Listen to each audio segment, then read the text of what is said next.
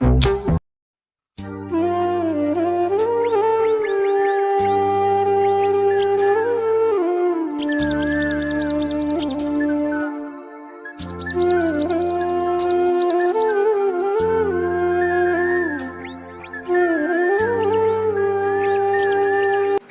সকাল বন্ধুরা, কেমন আছো তোমরা সবাই? আশা করছি যে যেখানে আছো সবাই খুব ভালো আছো, সুস্থ আছো। আর তোমাদের ভালোবাসায় আমরাও কিন্তু খুবই ভালো আছি। আমার দুষ্টুটাও কিন্তু ভীষণ ভালো আছে। তো কাল সারা রাত্রির প্রচুর পরিমাণে বৃষ্টি হয়েছে, তোমরা দেখেই বুঝতে পারলে।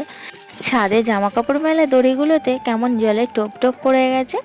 আজ মঙ্গলবার, ঘড়িতে এখন সকাল 6টা বাজে। এখন থেকেই তোমাদের সকলকে সঙ্গে নিয়ে, নতুন একটা সকালকে সঙ্গে নিয়ে আজকের ভিডিওটা শুরু করছি। এখন যারা যারা আমার ভিডিওটা দেখছো, একটা করে লাইক দিয়ে দিও। তো আজকে ভিডিওটা শুরু করছি দুষ্টুটা টিফিন গোছানো থেকে।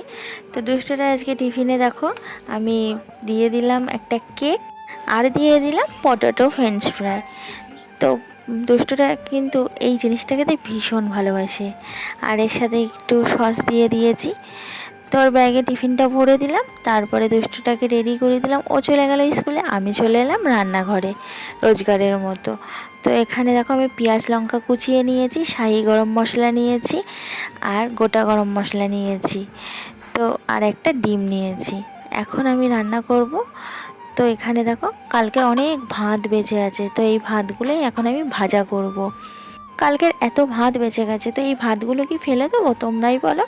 এত চালের দাম, আর মধ্যবিত্ত সংসারের মানুষরাই কিন্তু বোঝে ভাতের কষ্ট। তো যাই হোক, আমি ভাতগুলো ভাজা ভাজা করে নিচ্ছি। আর তোমাদের দাদাভাই বললো আজকে তাহলে রুটি নিয়ে যাব না, আমাকে ভাত ভাজা করে দাও।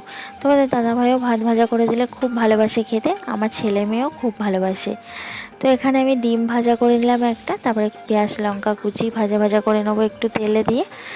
তো এর মধ্যে ডিম দিয়েছি একটা, তোমাদের দাদাভাইয়ের কিন্তু হবে না, আবার একটা আলাদা ডিম ভেজে দিতে হবে। ও ডিম খেতে এত ভালোবাসে, আর সেরকম হয়েছে আমার দুষ্টুটাও, ও প্রচণ্ড পরিমাণে ডিম খেতে ভালোবাসে। তো এখানে দেখো আমি ভাতগুলো দিয়ে দিয়েছি। এবারে পরিমাণ মতো নুন আর সামান্য একটু চিনি দেবো, দিয়ে ভালো করে নাড়াচাড়া করে ভাতটাকে ভাজা ভাজা করে নেবো। আর দেবো মিট মশলার গুঁড়ো। এই মিট মশলার গুঁড়োটা দিলে না ভীষণ টেস্টি হয়, কিংবা ম্যাগি মশলা থাকলে খুবই টেস্ট লাগে। তো ভাজা ডিমগুলো দিয়ে দিলাম।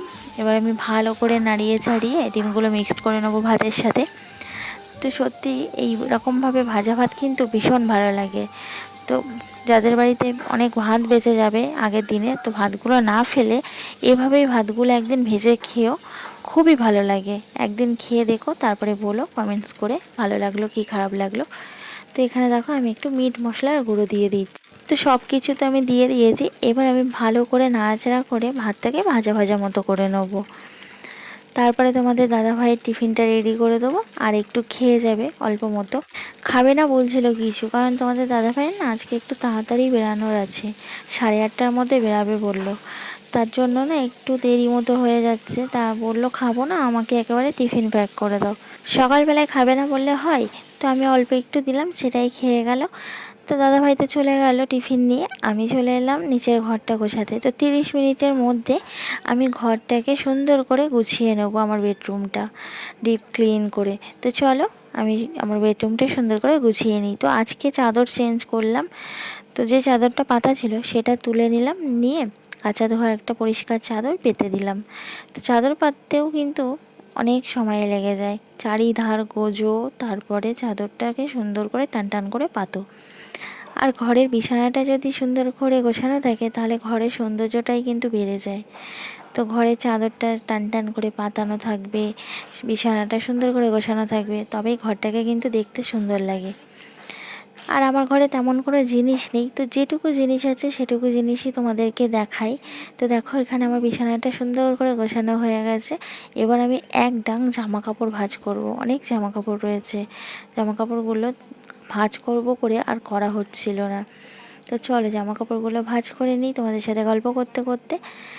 প্রত্যেক দিনটা কিন্তু আমি এরকমই সময় পাই ঘরটা গোছানোর জন্য, মাত্র 0.5 ঘন্টা।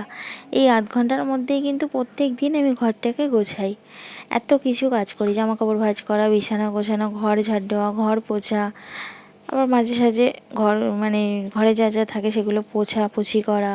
তো আমি আমার ঘর গোছানোর জন্য কিন্তু অঢেল সময় পাই না। প্রত্যেকটা দিন, সপ্তাহের প্রত্যেকটা দিন এরকম আধ ঘন্টার মধ্যে আমার ঘরটাকে গোছাতে হয়। আজকে ভাবলাম তোমাদের সঙ্গে শেয়ার করি, মাত্র 30 মিনিটে আমার ঘরটাকে কেমন সুন্দর করে গুছিয়ে নিলাম। চলো তোমরা দেখে নাও। তো এখানে দেখো জামা কাপড় ভাঁজ করতে বসে পড়েছি, আর অনেক জামা কাপড় জমেছে, তোমরা দেখেই বুঝতে পারছো। তো সব জামা কাপড়গুলো একে একে আমি এখন ভাঁজ করে নিচ্ছি। তো জামা কাপড় কাচি আর ওপরে ঘরে থেকে যায়, তো ওপরে ঘর থেকে নিচে নিয়ে আসা হয় না, আর ভাঁজ করাও হয় না। ওপরে ঘরে যখন ভাঁজ করতে বসি তো একেবারে ভাঁজ করে নিই, আর যখন ভাঁজ করা হয় না তখন সব ধরে নিচে নিয়ে চলে আসি। এই নিচে নিয়ে এসে তারপরে ভাঁজ করি। তাও আবার সাথে সাথেও হয় না, হয়তো রেখে দিলাম পরে ভাঁজ করব বলে, সে আর ভাঁজ করাই হয় না, এমনটাই হয়। আর দুষ্টুটা আছে, ওর পিছনেও তো কম সময় লাগে না, একটা বাচ্চার পিছনে তো অনেকটাই সময় লাগে, তোমরা জানো যাদের যাদের বাড়ি বাচ্চা আছে। এমন এমন কয়েকজন আছে যারা আমাকে সবসময় খারাপ ভাবে, তাদের কাছে আমি এখন অবধি ভালো হতে পারলাম না বিয়ে হয়ে আসার পর থেকে। এখন জানো তো, আমাকে কেউ খারাপ ভাবলে আমি আর কিছু মনে করি না। এখন আমি একটাই কথা ভাবি যে একজন মানুষ সবার কাছে কখনোই প্রিয় হতে পারে না। আমি আমার বিবেক দিয়ে নিজের পথে চলবো, যে চেনার সে আমাকে ঠিকই চিনে নেবে। তাই না? কি ঠিক বললাম তো কথাগুলো? কমেন্টস করে কিন্তু জানিও। সত্যি কথা বলতে আগে আমি খুবই কষ্ট পেতাম, যে ভাবতাম এত সবার মন জুগিয়ে চলার চেষ্টা করি, সবার সব কিছু কথা শুনি, তারপরেও আমি সবার কাছে কেন ভালো হতে পারি না, সবাই কেন আমার সাথে এরকম খারাপ ব্যবহার করে। কিন্তু এখন আর মন খারাপ হয় না, এখন নিজেকে শক্ত করে নিয়েছি।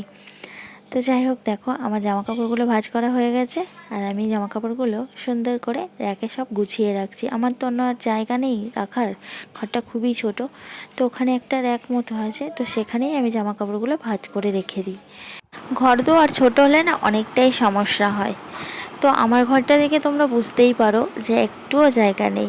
একটা খাট ঢুকিয়ে আলমারি ঢুকে আর কোনো কিন্তু জায়গাই নেই, নিচে একজন শোয়ার মতোও জায়গা নেই।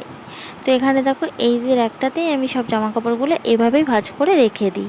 কী আর করবো বলো। তারপরে চলে এলাম ঘরটা ঝাড় দিতে। তো এবার ঘরটা আমি সুন্দর করে চারিদিকটা ঝাড় দিয়ে নেবো।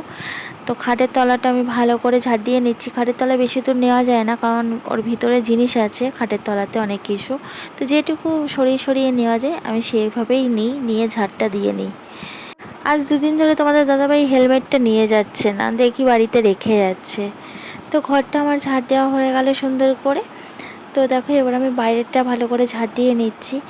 আর ঘরের মধ্যে দেখো অনেকগুলো ধূপের কাঠি দুষ্টুরা কোথা থেকে জোগাড় করেছে কে জানে, খেলা করার জন্য।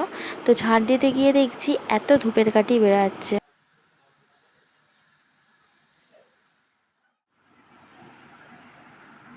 তো এই দেখো, মাত্র 30 মিনিটে আমার বেডরুমটা কিন্তু আমি গুছিয়ে নিয়েছি।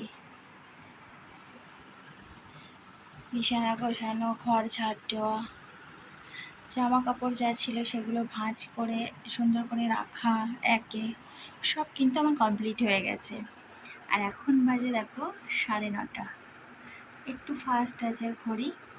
তো 9টা থেকে 9:30, পুরো 30 মিনিটের মধ্যে আমি কত সুন্দর করে আমার বেডরুমটা ডিপ ক্লিন করে পরিষ্কার করে নিয়েছি, সুন্দর করে গুছিয়ে নিয়েছি।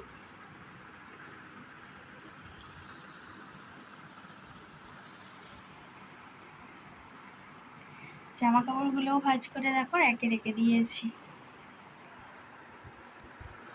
তো চলো, হলো তো আমার বেডরুম গোছানো মাত্র 30 মিনিটের মধ্যে। তো এবার আমি দুধটাকে আনতে যাব, এবার নিজে রেডি হব। তো চলো, তারপরে আবার তোমাদের সাথে কথা হবে। তো ঘরটা গুছিয়ে আমি স্নানটা করে রেডি হয়ে গেছি, দেখো এবার আমি দুষ্টুটাকে আনতে যাচ্ছি। চলো, ভিডিওটা আজকের মতো এখানেই শেষ করছি। ভালো লাগলে লাইক করে দিও আর কমেন্টস করে জানিও কেমন লাগলো। আর যারা যারা এখনও অবধি চ্যানেলটা সাবস্ক্রাইব করোনি, ঝটপট চ্যানেলটা সাবস্ক্রাইব করে আমার পাশে থেকো, আর আমাকে একটু ভালোবাসা দিও। সবাই সুস্থ থেকো, ভালো থেকো।